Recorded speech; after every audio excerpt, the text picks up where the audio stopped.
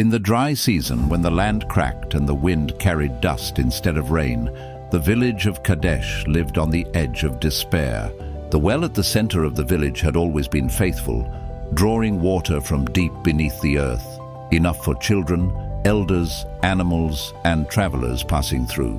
But one morning the bucket came up empty. The sound it made was not a splash, but a hollow knock against stone, and that sound echoed through the hearts of the people. Fear spread quickly. Water was life, and without it, life would soon leave them. Among the villagers was a young man named Elior, quiet and observant, known more for listening than speaking. He helped his father mend tools and his mother carry grain, and he often walked beyond the village at dawn to pray where no one could hear him. Elior had always believed that God listened, even when the world felt silent. When the well failed, he felt a weight settle in his chest, not just fear, but a strange certainty that something was being asked of them. The elders gathered and argued beneath the shade of an old fig tree. Some said they should leave before thirst claimed them. Others said they should dig deeper, though they had no tools strong enough to cut further into stone. A few said nothing at all, their faces drawn with worry. Children cried for water, and mothers measured every drop with trembling hands. That night the village slept little, and Elior slept not at all.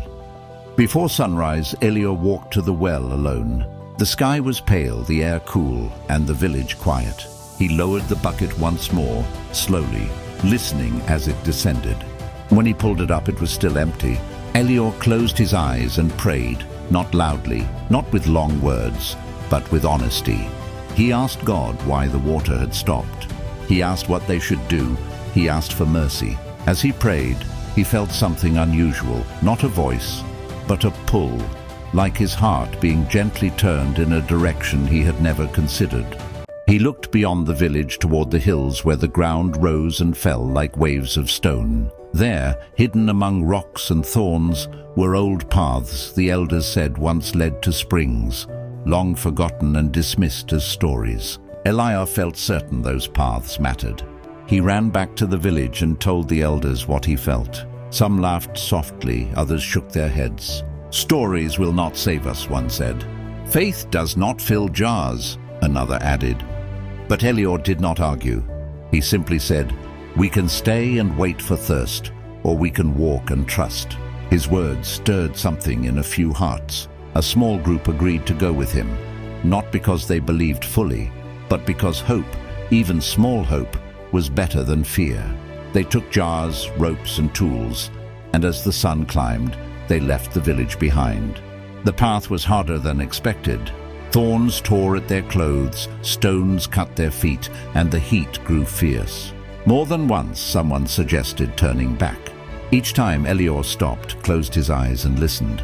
He could not explain how, but he felt guided, step by step, like following a song only he could hear. By midday their water was nearly gone, and doubt hung heavy in the air. Then they heard it, faint at first, like breath against stone. They stopped, silent.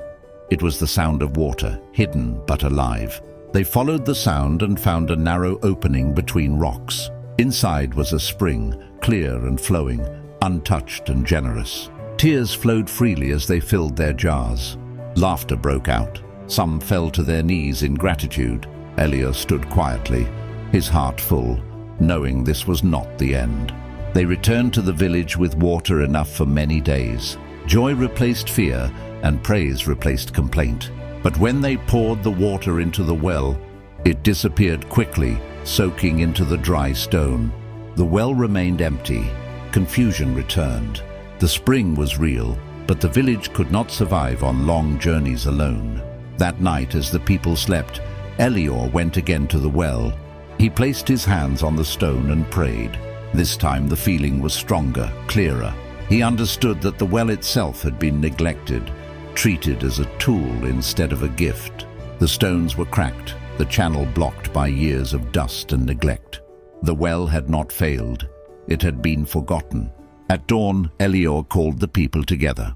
He asked them to clean the well, to repair it, to treat it with care and gratitude. Some groaned, tired and doubtful, but many remembered the spring and trusted him now. They worked all day, scraping stone, clearing debris, sealing cracks.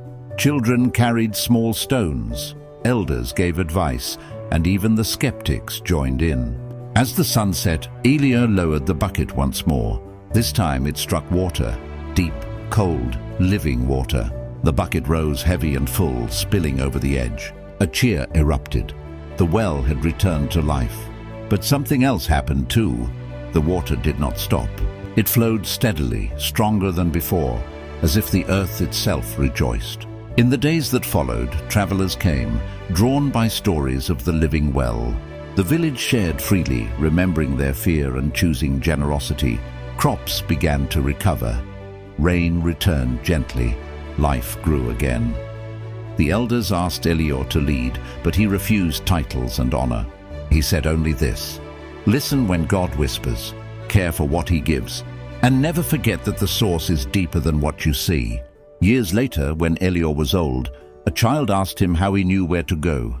He smiled and said, I did not know, I trusted. And the well continued to speak, not with words, but with water, reminding every generation that faith does not always shout, but it always flows.